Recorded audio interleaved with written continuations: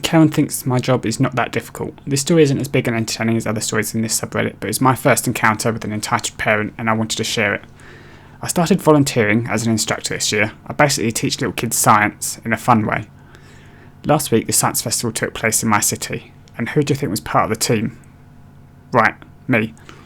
Every 2 to 3 instructors had a station with their activity. People came, listened to what we had to say, do a little creative activity, finish, leave. That's the cycle. If anyone came in the middle of said cycle, we would say something like, "Hey, a new cycle starts in a few minutes, please come back later," and usually people listened. But not Karen. I was in the middle of an explanation when she arrived with her 3 crotch goblins. I couldn't just stop, so my partner had to take care of it.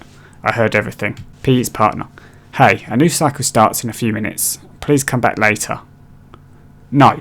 I was waiting patiently for you to finish the previous cycle. We ran here as soon as we saw that you finished. I understand, but we're already in the middle. It would be better for your kids to hear the full explanation rather than just part of it, wouldn't it? We don't care about your explanation. You know it's not that difficult. We're just here for the creative activity. You don't want the kids to wait, right? We ended up letting them join in. It's a big event and I'm too scared of the administrator. Her kids also ended up asking questions which are all covered in the explanation. So yes, Karen, they do care. Religious entitled mother tries to sell my games consoles. My mum is very religious. Tonight she came home from church and someone said that games are corrupting my brother.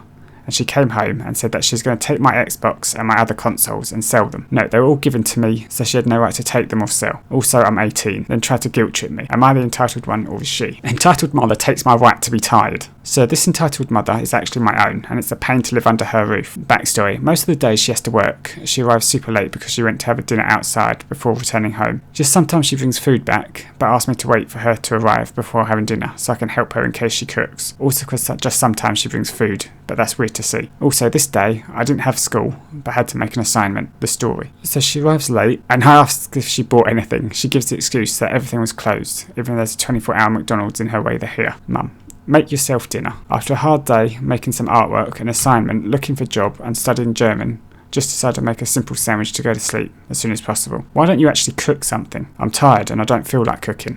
Tired? You say that, but I have to work 8 hours for this family and you don't even have school. Mum, I do more than just go to school and study. But you do the rest of the things for leisure, unlike me, that works to maintain this family. So you can't be tired. She has my father and stepfather actually helping her economically, so this is quite an exaggeration. That might be true. I do enjoy drawing and learning German, but that doesn't mean they are not tiring, and that I had a terrible day. So I'm just enjoying my sandwich, thank you very much. To finish, then she turns to my sister and gives her the look of, show him I'm right. So, you will cook something, right? I will have a sandwich too. In the end, my mum was angry at us, and the rest of the time we spent around in the kitchen, she was complaining about anything we did. Entitled mother is killing me and my family. When I wanted to post this, I knew that this was the last straw for me. I live in China where domestic violence is at most turned with a blind eye, and my mother is one who believes that beating your own children is only beneficial to their growth. From an early age, she has constantly abused me with insults and clothes hangers marks, but has forbidden me to talk about it with my classmates, so that I appear one way, a sunny friend to my friends, and another hiding my secrets inside.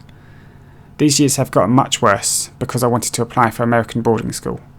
She has used this to blackmail me into submitting to her wishes, claiming often that your dad has no money to support you. I spent so much money on your education you won't be able to even get in, even if you did get accepted, and has insulted me with things like whore, useless, and labelling me as the death of us all. It grew to the point that I couldn't think of suicide without thinking of the insurance they wouldn't get. Believe me, I often thought about taking sleeping pills by the bottle and just drop off. Wow, my cheating mum is getting liposuction and plans to leave her boyfriend.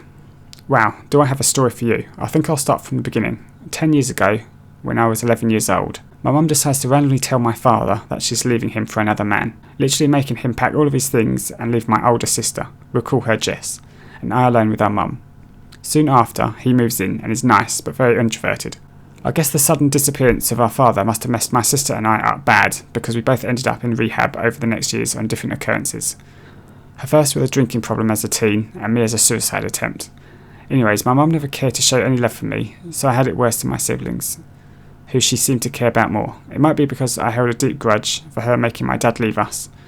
Even though we still kept in touch and saw each other, I was angry. Over the years, she had my little sister, Lisa, and became more spiteful and toxic, only caring about her interests.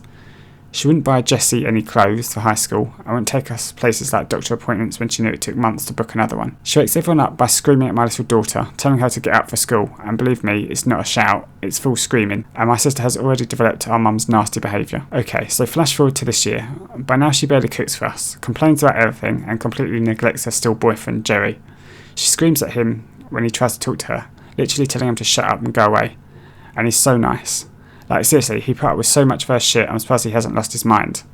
He's even paid for 2 Disney World trips for her and her little sister, now 7, over the last 2 years. Though over the last few months, he's found nudes on her iPad. Yes, my sister and I have seen them too. Gross. And got so angry about it, but still didn't leave. The most recent picture he's found was apparently of her, which I've thankfully not seen, and went as far to shout, "Why are you taking pics of her in our apartment?" She denied cheating, of course, but everyone knows she's lying. Now let's get to the story. All month long she's been talking about getting plastic surgery because she's overweight, and at first I found it very annoying. It wasn't until Jessie told me that she's having Jerry pay for it that I understood why it's such a reoccurring topic. Jessie has it with her mother's infidelity and plans to confront her mum before she gets the surgery, and he's going to tell her that if she leaves Jerry after this for another man, she won't speak to her again, and she won't see her granddaughter ever again. I have to admit, I don't love my mum with that anymore. For so long she's never shown any love to me and never my brothers. I have to admit, I don't love my mother anymore. For so long she's never shown any love to me and never bothers to even have a simple conversation with me. That on top of her cheating on my father, I've pushed aside any love to her, and I'm not ashamed of that. It does upset me that she still cheats. It's disgusting, hurtful and evil to use someone as much as she's used her boyfriend. Nothing will ever be good enough for her, and I'm sick of her entitlement. My sister and I plan to move into our own apartment by the end of the year, and I can't wait to be done with her. Life as a teacher. As a high school teacher, I have a few nights a year where parents can request a meeting to talk about their child. Not my favourite thing, to be honest. Anyways, our school has quite a lot of students with special needs, but most of the time we manage really well, and the student has the opportunity to thrive. Every year though, I have a few students who cannot pass, state or thrive in a normal school environment, and are advice placed with us anyway. A few years back, I had one of these students. Let's call him Jamal. He was autistic, had hardly any motor skills, was extremely negative in communication, and had no respect for female teachers. He was failing my class, and thus his parents asked for a meeting. As you can imagine, this went disastrous. Jamal was not fit for our school environment, but his parents' father refused to enrol him in a school where there was time for personal attention. Unfortunately, a school here cannot refuse students without just cause. So Jamal was held to our normal school standards, which we are obligated to do, and failed like expected. From the start, I could sense that Jamal had learned his disrespect from his father. The mother said not one word during the meeting about her son, only trying to calm her husband down. Father started our meeting with the accusation that it was my fault his son was failing. Since I know he had special needs, I had to offer him special education and be lenient with his grades. The whole convo, he was rude, aggressive and threatening, leaning over the table and jabbing his finger in my personal space while screaming his point. He called me incompetent and asked why I didn't give him personal instruction, as his son had this right since he was autistic. He said Jamal was entitled to extra instruction and I had to be available for this. He refused to see that this was impossible in a jumbo class with 30 children. I tried to be calm and respectful, but it was only my second year as a teacher, and I shrunk smaller and smaller. I should have ended the convo when he made me uncomfortable. Anyway, when they left, I was in tears, and this confrontation still affects me, sometimes. Luckily, I talked to my supervisor, and he told me the father not to come back with his attitude, and I haven't heard from him since. Like I said, not the most insane entitled parent, but 3 years after the fact, this still plagues me. Luckily, not every parent is like this.